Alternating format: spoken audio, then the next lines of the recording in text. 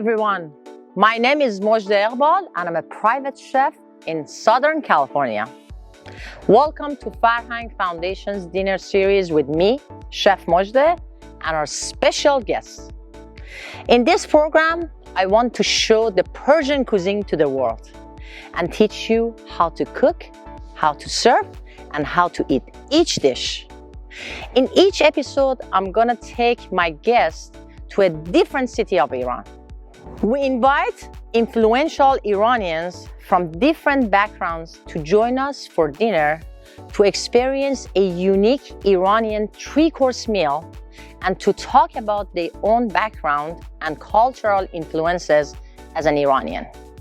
Today, I'm taking them to the beautiful city of Qazvin, which is located in northwest of Iran, and it's famous for the one and only Gheymeh-Nesar. Let me introduce today's special guests. Nazanin Nour, actor and writer. Ali Sabet, renowned artist. Sunny Ravanbach, celebrity event planner. Yara Bahonar, virtuoso violinist. Farzad Kohan, celebrated artist. And Tara Grammy, actor and creator. Special thanks to Farhang Foundation's Generation Council for making this program possible. Let's go to Qazvin. Gheymeh-Nesar is a layered rice with lamb meat. You're gonna make the lamb in small pieces and then cut the onion and garlic. You're gonna add the garlic and onion with oil.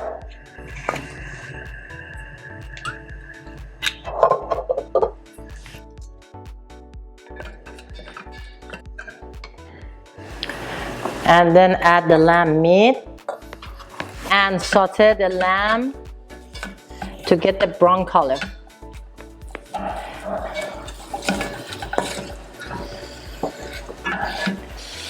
For the Gheymeh-Nesar, you have a garnish of barberries, slivered pistachio, almonds, and orange peel. You add the turmeric and put the water and bring down the heat and let them cook for 3-4 hours. When the meat is cooked, we will add 3 cups of sauté onions, ground cardamom, and cinnamon. And when the rice is ready, we layer with the meat. Okay, we're almost ready to layer our Gheymeh-Nesar.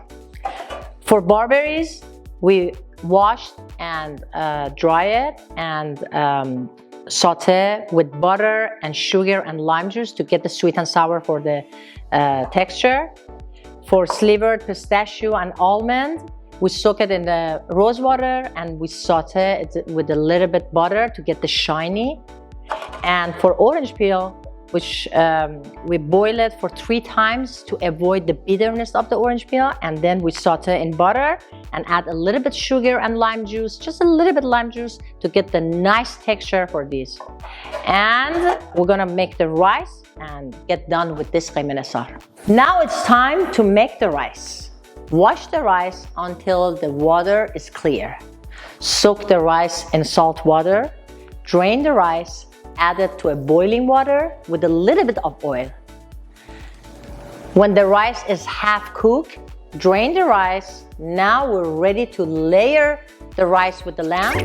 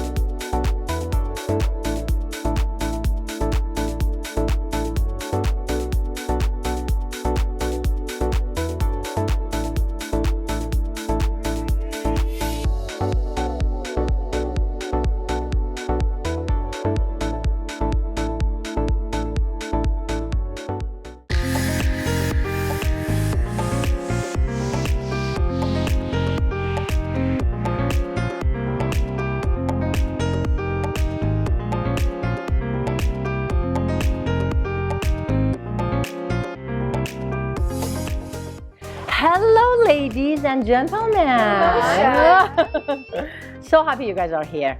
Okay, the first course is noon paneer sabzi, and I thought nothing is better to start with Iranian flag. Noon paneer sabzi, you know, is one of the most traditional Iranian appetizer.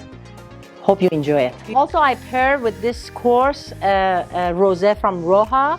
Has a strawberry flavor, which I think is perfect with your dish. Beautiful.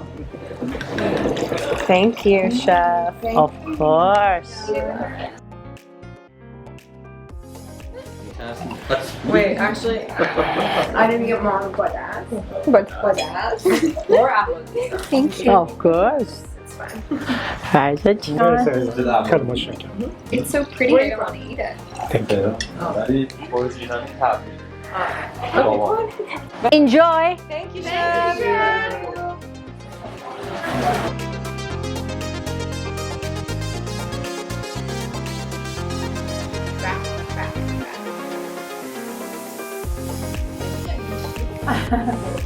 For the main course on June, we have Gheymeh-Nesar Qazvin, the most traditional dish from Qazvin.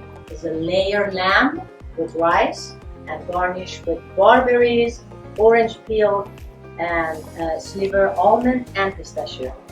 And topped with the saffron rice. Very nice. Englishy, John. And you guys know with all Persian food, we have a lot of side. Today I made a salad shirazi, which is the chopped tomato, onion, and cucumber. Thank you. And and the yogurt with cucumbers, mustafia. Enjoy, please. For the main course, I want to serve duel, which is very nice red. I think it's very paired with this beautiful, actually, Gheymeh-Nesar.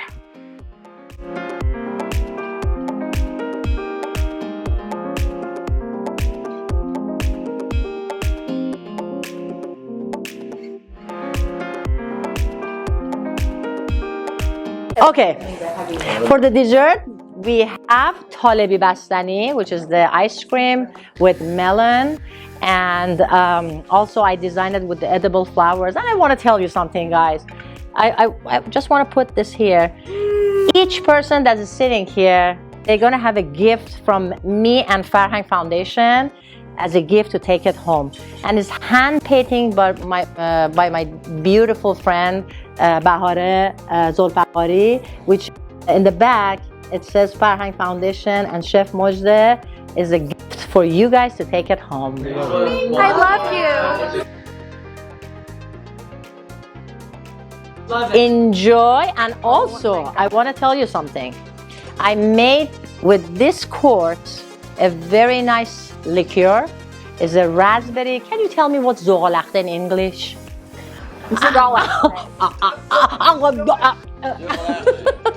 Zoghalakhte. Nobody knows. Anyway, no, it's not wild. But I don't think we have zoghalakhte in English.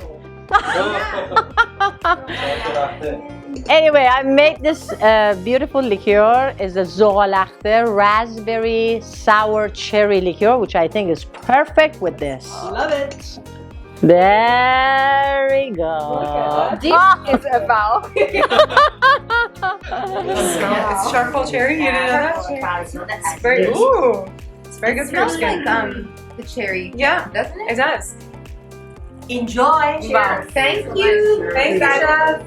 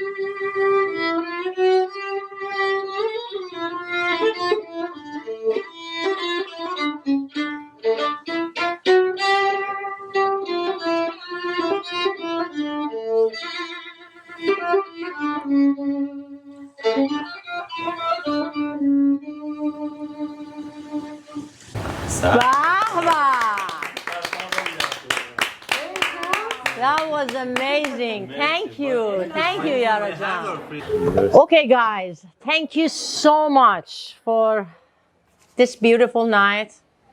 It was my pleasure to serve you all. And I want to see, I want to talk to you guys. Tell me a little bit about yourself from you, Sunny. How the Iranian culture influenced your life? Well, I was born in Iran, and I left Iran during the revolution, but my impressions of Iran were really mostly formed by my mother, who was one of the first women in Radio Television Tehran. Mm-hmm. So I grew up around a lot of noise and sound and production. And then I lived in a household with my grandparents who spoke multiple languages. We had food like being served from Wednesday through Friday night, and pretty much everything in who I am, I feel like, is Iranian at its core. Whether it's the music that I hear, what Yara just played, I heard that probably 45 years ago for the first time, and I heard my grandmother singing it in the kitchen.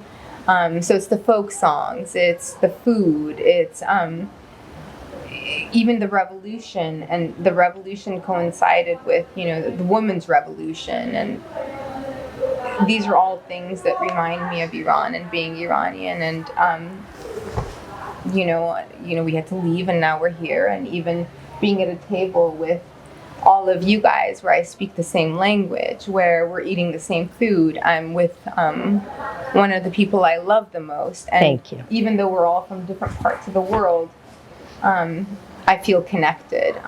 It's just, it doesn't matter what part of Iran you're from. It's a sense of belonging to a country and a culture that I think is beyond who any of us are. And I'm really, really grateful. I'm here, and I'm grateful to be born into an Iranian family, and very proud to be here with all of you. I'm really glad that we're all here together, and I'm really proud to be sitting with all of you. And one of the biggest struggles I had when I moved to the United States was sort of not fitting into the mold of wanting to go into medicine or wanting to go into law or engineering. And I found this niche where I sort of learned everything from my mom, like set design and like the arts, but I merged it with commerce. And for me, because the Iranian culture is so closely tied to food, environment, dancing, singing, food, all of that, somehow I made a career out of everything that is familiar to me, but I've sort of lost. So every weekend, every day, I get to do this and relive what it means to be Iranian to me. Beautiful. Look what she did. This is beautiful setup. Really, really, I'm really thankful for this beautiful setup today. I didn't do anything. Nothing. Okay. Nazanin Jun, Bale. you tell me. Okay. My name is Nazanin Nour, and I actually was born in the DC area in Arlington, Virginia. And it was interesting because growing up, it wasn't cool yet to be different or ethnic. And so my experiences as an Iranian American child was there was bullying and teasing and all that kind of stuff, but I don't know if you guys dealt with this too, but like my parents only allowed me to have sleepovers and hangouts with other Iranian kids and their families. So at least on the weekends, I always had something to really look forward to, because that's when I felt I belonged, a sense of acceptance, and I started doing theater and playing violin around that time too, and I was in Mojdeh Eghbal and like Persian school, so I felt like that's where I got to really bring out all parts of me and my culture, and that's also where I started getting my love for actually performing and performing in front of people and making people laugh. And I was always like trying to get my friends together and be like, okay, you're gonna play this, and then the stuffed animals are gonna be the audience, and then like this is what we're gonna do here. So I feel like my love came kind of from that, maybe it stems from the fact that I felt like I didn't belong, so then I just kind of started doing things on my own and then with my friends, which is where I started becoming more creative. And it always kind of felt growing up where I did, it was almost like around people who weren't Iranian, I had to kind of suppress that part of myself. And then as I got older, I was like, well, I'm not going to do that anymore. I'm going to be myself. And that allowed me to really create better, I feel like, because when you're creating from an authentic place, which I feel like you can relate to, then you actually do your best work. And that's when other people can connect to you because you're, I don't know, it's like you're pouring your heart out into something. So I also found that when I started blending my culture and my language into like sketch comedy that I was writing or like a short film I wrote and I performed in, that's when I would get a much better response, and not just from Iranian Americans, from Iranians in general too, because it was like introducing Americans to a part of me and my culture that they were actually very interested in and they learned from and they wanted to be a part of. And then from my Iranian side, you know, people that also grew up outside of Iran or moved when they were younger, they could connect to certain things also. So my culture has played a big part in when I finally was able to be myself and feel like I was being myself and able to blend both parts of me, which is an Iranian and American, I feel like is when I started doing my best work, whatever that may be. But yeah, I feel like, yeah, it's a huge part. I mean, and we're all so big in family and love and music and dancing and food and sharing, and all of that comes out in your art too, whether you're writing something that includes all of those things or whatever it may be. So yeah, it's a huge part of my identity that I felt like for a very long time I wasn't able to fully express, and now I feel like in the last however many years I've been able to be like super loud and proud about it, like, yes, I'm Iranian and here I am. And I just feel more like myself and always connected no matter where I am, even though I've only met some of you guys for the first time tonight in person. As soon as I hear that Farsi or we start talking about Zedeshk or whatever it is, I automatically feel like we're all connected and we've known each other for a much longer time because we are connected from where we all came from. And I think maybe all of us too at some point feel this identity crisis sometimes where we're like, what are we? Are we Iranian? Are we American? Or what are we? How do we blend that? And I think that's beautiful too. And that's another element of connection that we all can make together here. So I love being Iranian. Thank you. Thank you. Yeah. Thank you, darling. Ali Jim. Hi, Chef. Hi.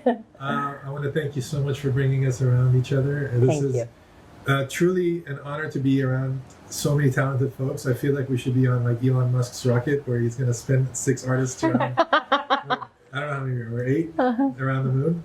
And I would go with you guys anytime. So thank you. With that being said, I moved here when 1986. My parents brought us over here. My dad was an airline pilot, so Iran Air First for about 18 years. So he would fly us over here every year, and then we stayed. I think I just finished 5th grade.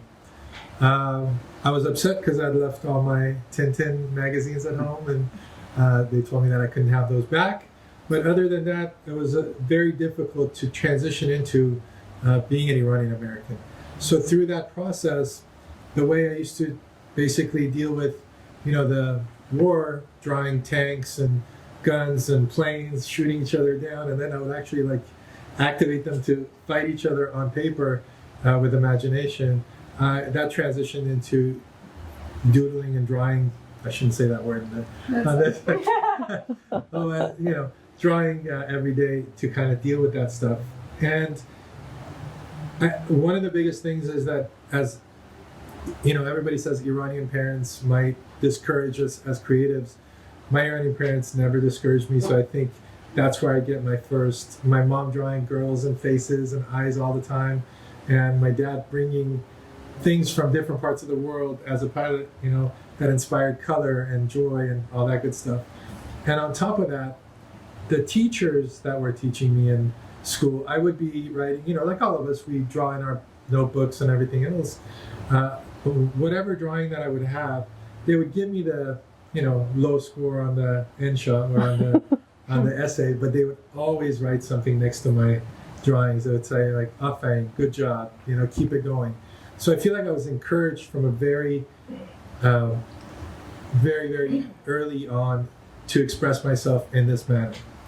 And how that transitioned into getting away from expressing, angst and issues that we have as kids growing up, to what I feel right now is kind of expressing love and energy and people that I meet, and and I kind of I guess translate the energies that are flowing through me.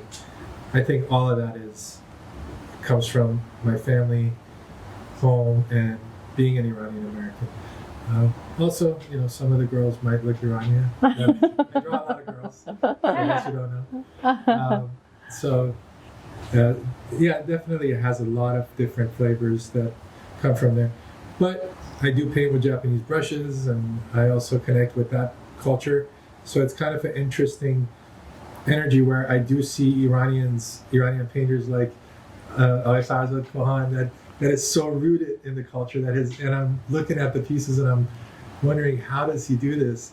I feel like there is also a part of me that is not expressing that part of me all the time. So it's a blend, right? Like it would not be super authentic for me to write the word love. It would be authentic to write the word love because I can write the word, but any other word, it wouldn't be too authentic because it wouldn't look good. And I leave that to you. But that's kind of where it comes from, and that's how my work relates to my being Iranian American as a painter, as a designer, and now even as a husband and a father. So I think Thank you. that's it. And I appreciate you. And I Thank you. It's my pleasure. سلام، خیلی ممنون که موجود جمعه رو داشتیم. بله، خواهش می‌کنم. اول که همیشه خیلی خوشمزه بود. یکی از اولین چیزهایی که توی امریکا آدم میس میکنم این غذاها و دستپخت‌های اوریجینال داخل ایرانه که ما امشب یه تجربه خوبش رو داشتیم. خیلی ممنون. غذا عالی، دسر، همه چی. سارا شیرازی هم که خیلی ممنون. و من یارا هستم، 4 سال اومدم امریکا زندگی میکنم. زیاد وقت مثل شما قدیمی نیستم اینجا، ولی خب از ایرانی بودنم اینش اینجا خوب بودش که من شاید 70-80% بیزینس هم، کنسرت هم، استودنت هم همشون ایرانیان یا امریکن پرژن هستن. ولی خوبیش این بود که اون روزای اول که آدم خیلی تنهایه، خب با ایرانی‌ها خیلی سریع کانکت میشه. خب خیلی‌هاشون میشناختن، دوستایی از طریق فیسبوک و اینستاگرام داشتیم، همکارانم که خیلی زود توی بنده کنسرت اینا با هم دوست شدیم و اینا. هیچ موقع احساس تنهایی نداشتم. و میتونم بگم مثلا یکی از بهترین چیزاش این بود که همکارای مثلا امریکایی من شاید مثلا توی موسیقی امریکایی خیلی خوبن و جاز میزنن یا مثلا موزیکای خودشونو، ولی وقتی که میخوان موزیکای ما رو امتحان کنن اصلا هیچ ایده‌ای ندارن باید چی کار کنن. موزیکای ایسترن مثلا سمت حالا چه ایرانی چه عربی چه ارمنی هر چی میخوان بزنن، ولی خب ما چون کلاسیک کار کردیم، غربی و بلد بودیم و ما مشکل نداریم موزیک غربی میزنیم، خیلی راحت میزنیم، ولی این برای چیزای اضافه تر هم داریم. یعنی وقتی که من با همکارای امریکایی میشینم خیلی براشون اینترستینگ هم میشینن، هی درباره من صحبت میکنن، آقا اینجوری اینجا چجوری میزنه، چون ما میتونیم اونا رو مثلا انجام بدیم. اون بیس آموزش ویولون کلاسیک همه میزنن، ولی خب آره این خیلی به ما کمک کرده. و علاوه دیگه غذا و این چیزا هم که دیگه امشب براش اینجا دیگه براتون 50 پوند بیشتر تاثیر نداشته زندگی من. هر وقتی که اومدم امریکا 50 پوند وزنم رفته بالا و انشالله که اگه یه مدتی من با شما هنگ اوت نکنم وزنم درست میشه. خلاصه که خیلی ممنون که ما رو داشتین امشب. Thank you. Thank you so much. Thank you. Thank you, darling. Thank you, Chef Mojdeh, for having all of us here tonight. Thank I feel you. extremely honored to be part of such an amazing group of people here tonight. Thank you. Thank you, Farhang Foundation, for putting this thing together. It is such a treat. My name is Farzad Kohan. I'm an international artist. I'm a painter. And I create works from things that I find around me, and I try to talk about an experience that what it means to be an Iranian outside of Iran. This is how I have lived my life all my adult life. And this is how I see life through this lens. So it's very, it comes to me very natural that the works that I create resonates to this kind of film. And so being Iranian is deeply rooted, like my friend Ali was telling earlier, that is deeply rooted in everything that I do. Even like the food that I make, which is not as good as the painting or as not like like you make. But being Iranian exists in every single thing that I do. It might not be overtly visible, but it is deeply rooted in everything that I do. And I do operate from that place. It shows in my work with the words that I use, with the Farsi writing that I use in my paintings, or whether what I'm talking about, which is an experience of being an Iranian American, and the life that we share with everybody else. Not only our challenges, but also our happinesses and everything else that we bring to that we share and we bring to this community with ourselves. So in a nutshell, being Iranian is something that I cannot separate myself from, even though I have lived most of my life outside of the country that I was born. But it shows itself left and right in every single thing. And I'm extremely honored to be able to take that in and also to express it out. And I just do my work based on that. And I'm just extremely happy to be here. So thank you. Thank you. Thank you. Tara June. June. June. Thank you so much for having me, for having us. This was truly an incredible experience. Thanks to you, thanks to Farhang, thanks to everyone. Thank you. Really amazing. I don't know how I'm going to go back to my own cooking after this. I'm Tara. I think, just to piggyback off what everybody said, something that happened to me, obviously, is as a child of as an immigrant myself, and the daughter of an immigrant, forming my identity was difficult especially in my teenage years. I really struggled with whether I was Iranian or I was Canadian. I didn't really know, because I didn't feel fully Canadian in Canada, and I didn't feel fully Iranian when I went to Iran. So how I formed my identity to be Iranian Canadian, to be a multi-hyphenate, to be multinational, was through performance, was through art, was through a space. I mean, I went to theater school, I studied Shakespeare, and in that world, I was just me. I wasn't Iranian, I wasn't Canadian, I was this character, you know? And then when it came to creating my own work, I realized that the best thing, like Nazanin said, is to come from an authentic place and to tell an authentic story. So I was like, okay, well, what do I know? I know my identity crisis. So I'm going to start talking about that. And through my career, I've done a lot of different things, but what's resonated the most with audiences has always been the authenticity of my identity crisis as an Iranian.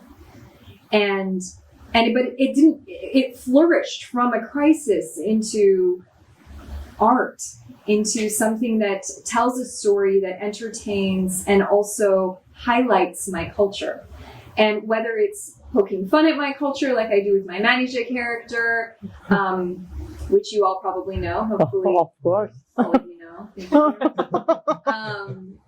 I like to show and highlight and gently poke fun at who we are and what we do and how we exist in this world as immigrants, as Iranian immigrants. I can't, unfortunately, talk about the Iranian experience because I left Iran when I was 6. So my identity is Iranian Canadian, and I live in America, so my identity is this multi-hyphenate identity. And that has to come through in my work in order for my work to be authentic. So that's how Iranian cultures influenced me. And also, as I got older, the more and more I grow, the more I appreciate the flavors of everything about our culture. Whether it's Eid al-Nowruz, the Persian New Year. Last year, when I did my half scene, I suddenly was overcome by the beauty of our culture and this thousands and thousands of year tradition that my ancestors and their ancestors and their ancestors did that I get to do today. And I get to welcome spring like this into my home and welcome that energy into my home. It really, I feel so honored to come from this culture and to be able to express it in my life and in my work. So, and to get to eat this kind of food, I mean, it's pretty cool too, I'd say. So that's it. That's my piece. Thank you. Thank you.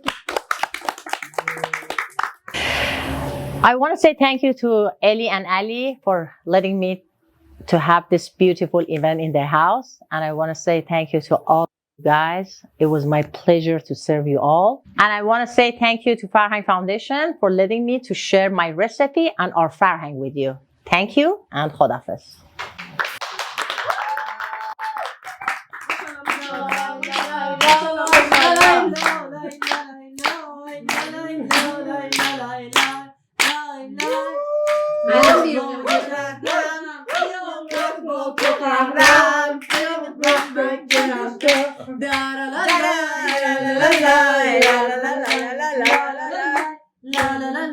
La la la la la la la la la la.